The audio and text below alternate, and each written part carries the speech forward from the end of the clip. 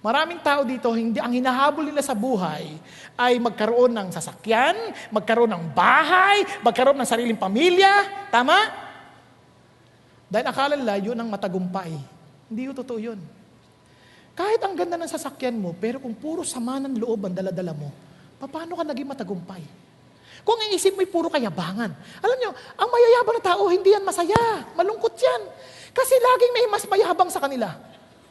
Alam nyo yun?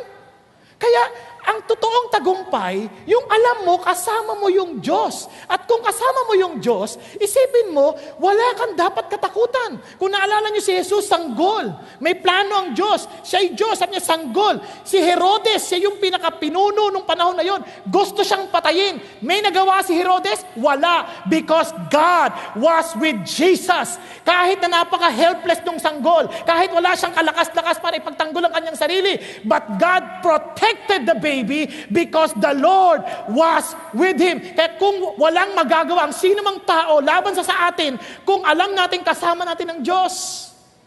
Pastor, bakit yung misyonaryo kasama ni God? Patay! Napatay niya yung katawan, pero hindi yung kaluluwa. Nagkakaintindihan tayo, masisira ng tao ang iyong pangalan, pero hindi na masisira ang pangalan ng Diyos na kasama mo. Matatanggal nila ikaw sa trabaho, pero hindi na matatanggal ang source ng provision dahil ang Diyos ang magkakaloob para sa iyo. Nakita ko na yan. Alam niyo, maraming tao, kasama ko si God, pero hindi na naintindihan sa totoong buhay.